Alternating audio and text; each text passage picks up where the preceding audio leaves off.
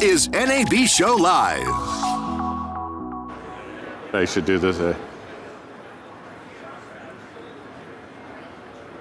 Good afternoon. Welcome to NAB Show Live, produced by Broadcast Beat. I'm Linda Rosner, and I'm here to talk about Avid's learning program, which I think is amazing, and all of their endeavors. And we have two representatives from Avid that I am happy to introduce. Brian Castle with the Avid Learning Program, and Richard McKernan, who is Pro Audio Sales for Avid. So I'd like each of you to sort of introduce yourselves and what your responsibilities are, and I'll start with you, Richard. Hello, my name is Richard McKernan. I work with Avid. I'm on the Pro Audio Sales side. My main responsibilities are looking over most of the post-production facilities in Los Angeles and individual composers and individual artists. Great, and Brian? My name is Brian Castle. I run the Avid Learning Partner Program for Avid in the Americas. All right, so let's get into this. Tell me about the history of Avid's Learning Program, how it got started, and let's just take it step by step. Sure. Well, this year we were proud to release a new version of Media Composer in honor of the 30th anniversary. So 30 years ago, we were a startup, right? Wow. And we had to teach people this brand new technology. So we started putting together formal classes that we could teach professionals. It's just evolved from there, and now we have a worldwide program that's largely in education. Who all do you teach? Because it's not just professionals, is it? No, that's a big question. We have training and certification programs that really run the gamut. So they are for students, they're for professionals, we have technical training certifications, we have creative certifications, really to use the software. Great, great. And I take it the goal is just to make sure that everybody involved in the industry is versed with Avid. Yeah, I mean, Avid is really an industry standard tool, right? Yeah. And with that in mind, you know, if you're looking to work in the industry, it's helpful to know those and to have the certification really is about ensuring that we are validating the skills and competencies of these professionals or the aspiring professionals as they're coming out of school. Now you say it started, 30 years ago. Yeah.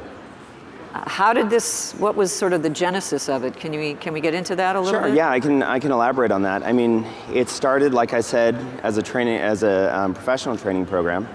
And from there, we couldn't do it all ourselves, so we started certifying instructors to train other people for us.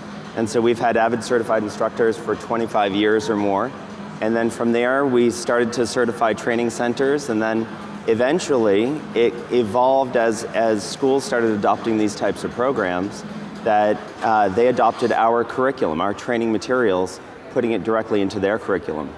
So that's really the model that we have today. We have probably close to 90% of our training partner channel are educational institutions.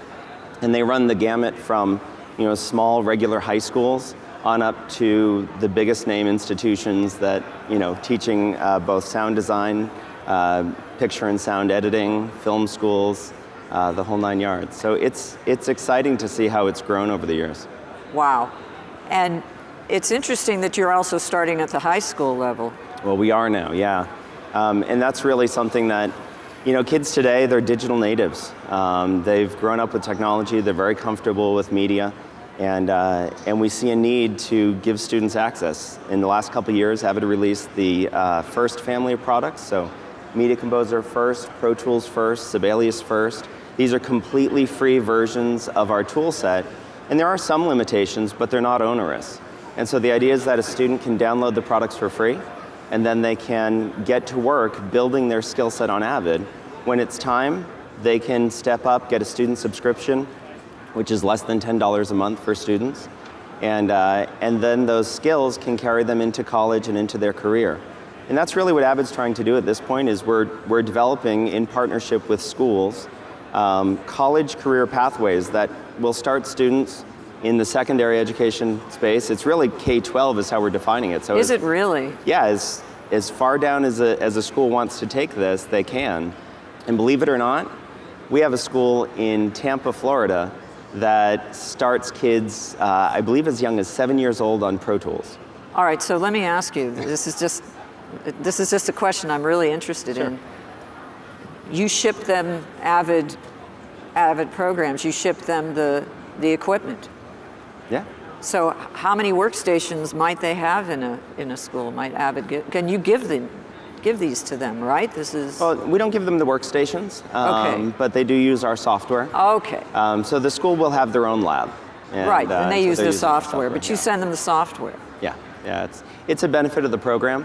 So when they join the program, they get 25 licenses of the software, but it's scalable. I mean, we have universities that have 250 licenses.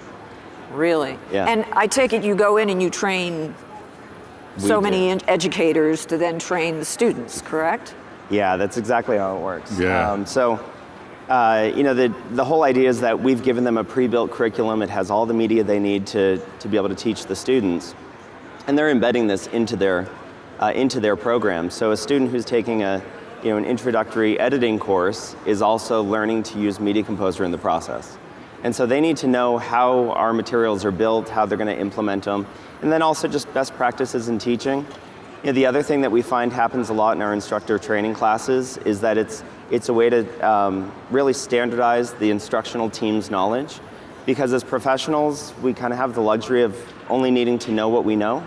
It's like our workflow, whatever we have to get done, we learn how to do it, and then we just keep doing it.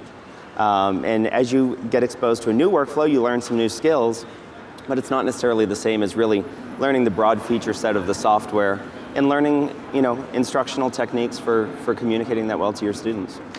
Again, this is sort of an off-color question, but the learning curve for the students to understand the software and understand Avid, how has that affected how the systems are even built? Yeah, I think it's a little different on the Pro Tools side. Certainly on the Media Composer side, as our interface has aged, that's become more difficult for students who are used to more modern interface design. It's part of why we're so excited about the release from the show. Yes. That we've completely redone the interface, and it's more than just a paint job. They really re-architected like the Avid Media Engine underneath so that the whole system performs better. But with that new interface, it's going to be a whole lot easier for students to get into it. That's fantastic. Did you want to add anything to that, Richard? Or? Yeah, I just like Brian just said, the Media Composer has become much more intuitive, so somebody can actually sit down and start working very quickly without have to knowing everything that's under the hood. Yeah, yeah, that I think is really important, especially when students are like, oh my God, here's an editing system. What do we? Yeah, that's really exciting news. Yeah. Now, how many? Actually, if I can just add one more thing to that. Yeah, please. The other big announcement about our Media Composer release this year is a brand new version, which, it's called Media Composer Enterprise, because it's really intended for large broadcasters who need to customize the experience of different people on their staff. But it's also being offered to education so that they can level up the students' experience, giving them a more simplified experience with Media Composer. You can actually turn off features and buttons and things within Media Composer. Wow. So your first-year students can get started with a simplified tool set. Your second-year students can get access to more as you're working them up. That's fantastic. How many students do you think you've trained so far, or have been trained? Oh goodness, on average we probably are certifying about 7,000 students a year. 7,000 a year? Globally. Yeah, globally, across the world, globally.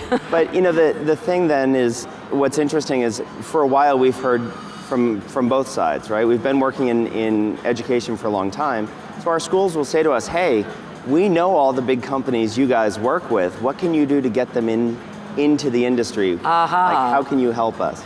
And the funny thing is, on the enterprise side, Al Jazeera or CNN or NBC, ABC, you name it. Yeah.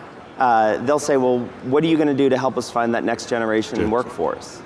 And so in the last couple of years, we've really been working hard to intentionally facilitate the connection between those, connecting education to industry. And it's part of why I'm so excited about EEMA, the Entertainment Industry Professionals Mentoring Alliance, which is a mouthful, but I'm getting better at saying it. It's brand new. But we can cut it for, we could call it Mentoring Alliance right now. Yeah, What I do you think that's a think? good way to do it. I think the president of EEMA he told me that's what he's been calling it. Okay. So Good, that's good. great. But yeah, I'm glad you brought that up. Yeah, so actually, I think I want to throw to Richard here in just a minute, but we're so excited because really the Alliance includes a who's who of professional associations. So like the American Cinema Editors, Motion Picture Sound Editors, SMPTE, AES LA, and MPSC, Sound Girls, the list goes on. It's really a who's who. Even the Recording Academy. The Recording Academy, and Avid's a part of it also? Absolutely. So tell me about how Avid and EEMA got together and why. Yeah, it was, the basis is that we have the tool set that the industry is using. And we want to be the conduit between the educator, the student, and industry. And any way we could facilitate that in any way possible with the, especially with the knowledge that within each organization has that can give back to the industry and to the community. Yeah. So. Yeah. And from there, EEMA was formed. And from that, yes, and then it's just amazing in just a short amount of time and the amount of enthusiasm that's been generated from all the educators, from all the students. I think I'm excited about it. Well, might I say, Avid is the only manufacturer that is a sponsor, that is an official founding board member and influencer of EEMA. And I think that's really important because you have the tools, where do you go from there? And also, we want the new generation of professionals to come in, not just educated and knowledgeable and know the tools, but taking that to the next step, where are they going to go from there? Right. Yeah, and that was a thing that in a conversation with Bernard, the association Bernard president. Weiser, yes. Yes, Bernard Weiser. He's a MPSC member and also teaches at UCLA. In talking to him about it, and the Avid Education channel at this point, as I mentioned, is a global channel or global program. We have roughly 900 institutions around the world offering this. And EEMA is taking a deliberate approach, but the opportunities here are tremendous. And in talking to Bernard about it, the way he sees the collaboration between us, as we think about connecting education to industry, excuse me, he put it very well, where he said, you need to know the tools before you can learn to be creative, right? Yes. And I've used the analogy of like playing music. I can't learn to interpret a song if I'm still looking for the D note, right? It's like I need to have that level of competency first. Yes. And that's really what our programs have focused on, is developing that competency. But that's why it's such a natural thing then for students to go past certification and on into these mentoring programs, because that's where they get to develop really the craft. And they get to learn from somebody who's been in this for dozens of years. Yeah. And all of that wisdom and all of that creativity, can then be theirs, and it's their foot in the door. I got to tell you, I commend Avid for what they're doing with the Avid Learning Program, but also being part of EEMA, taking it to that next step, to the next goal. I think it's wonderful. Unfortunately, we've run out of time. Okay. I'd love to talk more about it, but again, I commend Avid and Avid's Learning Program and EEMA, the Entertainment Industry Professional Mentoring Alliance. And I want to thank you both for being on the show, and hopefully, if people have any questions, they can come up and talk to you. Should we give the EEMA website? Please give the EEMA website. EEMA.org, EIPMA. Okay. .org. Yeah. Wonderful. And did you want to give an Avid website, or everybody knows Avid? Yeah, go to avid.com/education to find out about our educational programs. And certainly if any schools are interested, we'd love to work with them. Wonderful. Thank you so much. This is Linda Rosner from NAB Show Live, produced by Broadcast Beat. Thank you so much. Have a great day.